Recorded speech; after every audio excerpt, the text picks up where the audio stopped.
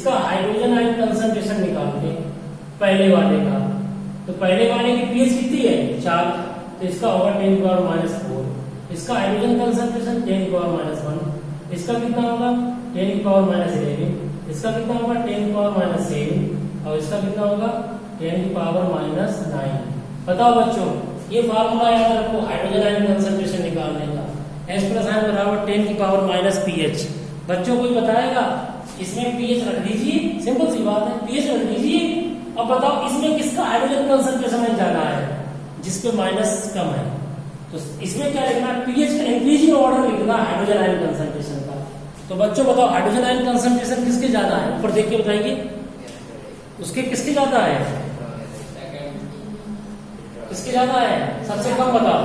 सबसे कम है 10⁻11, उससे ज्यादा 10⁻9, 10⁻⁷, 10⁻⁴ और 10⁻⁻1।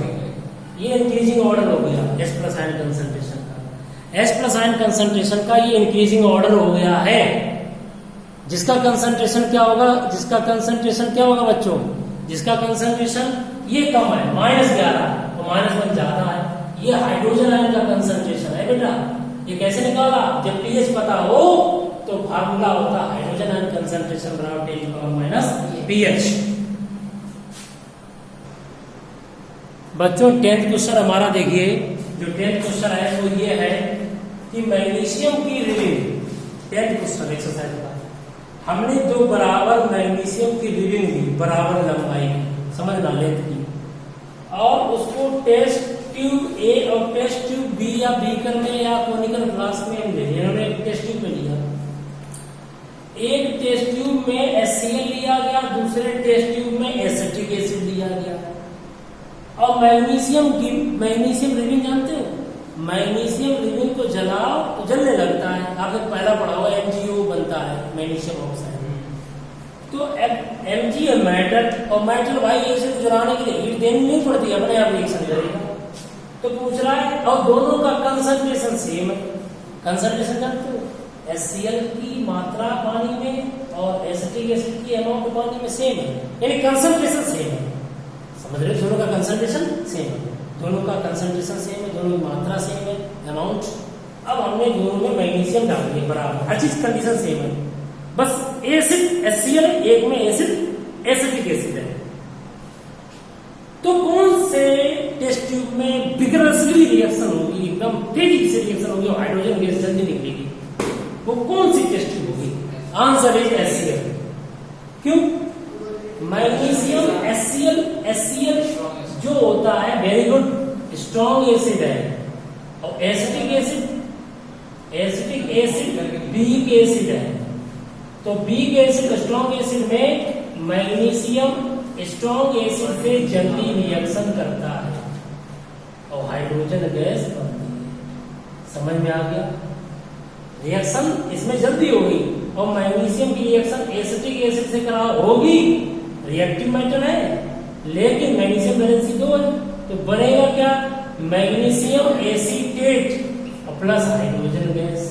रिएक्शन पहले भी है, इसमें भी है, लेकिन तेजी के साथ रिएक्शन किसमें होगी? HCl gas. ओके, तो ये हमारा 10th क्वेश्चन हो गया।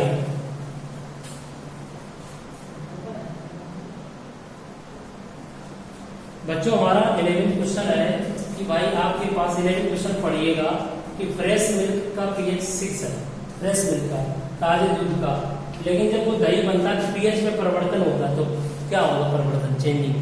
तो सिंपल सी बात है, जब थोड़ा हीट मिलती है, एयर में ऑक्सीडेशन होता है, तो मिल्क में शक्कर पाई जाती है, लैक्टोज शुगर। ये लैक्टोज शुगर का फार्मूला है C12H2211, वो आपका लैक्टिक एसिड में बदल जाता है। लैक्टिक एसिड का फार्मूला होता है ये, जितने भी ऑर्गेनिक एसिड होते हैं उनमें COOH होना चाहिए, तो ये तुम्हारा लैक्टिक एसिड बन गया।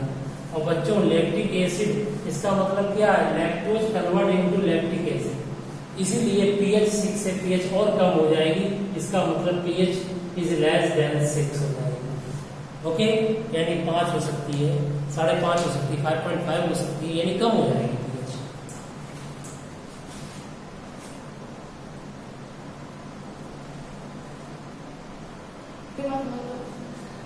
हेलो स्टूडेंट्स, अब क्वेश्चन 12, 13, 14, ये क्वेश्चन हमारा जो प्रीवियस वीडियो है, जो आगे के 5 क्वेश्चंस हैं जो भी आपके रह गए हैं, वो क्वेश्चंस बहुत इजी हैं। जैसे न्यूट्रलाइजेशन रिएक्शन क्या है, प्रीवियस वीडियो में जाना, एसिड बेस रिएक्शन करता, साल्ट बनता, न्यूट्रलाइजेशन है। जैसे एक मिल्कमैन ने दूध को फटना नहीं बोलते हैं, दूध को फटने से बचाने के लिए गर्मियों में क्या करते हैं? सोडा मिला देते हैं। क्यों मिला देते हैं? अरे भाई उसमें लैक्टिक एसिड बन जाता गर्मी की वजह से। ऐसे क्वेश्चन आप आगे पढ़ेंगे, जो भी क्वेश्चन है। प्लास्टर ऑफ पेरिस क्या है? तो CaSO4 × ½ को प्लास्टर ऑफ पेरिस कहते हैं। उसमें 3H2 वाटर मिला दिया जाए तो जिप्सम बन जाता है। तो ये बहुत, वाशिंग सोडा क्या है? Na2CO3 × 10H2O वाशिंग सोडा होता है। बोलो। तो ये सब के वीडियोस आप पीछे देखिएगा, सबके वीडियोस बने हैं और बाकी वीडियोस को हम डिस्क्रिप्शन बॉक्स में जाकर आप देखेंगे, उनके लिंक हम रख देंगे, बाकी क्वेश्चन आप देख सकते हैं। तो फिर भी प्रॉब्लम रहती है आप कमेंट करिएगा, मैं आपके सभी क्वेश्चन का जवाब दूंगा। Thank you very much and share and subscribe please.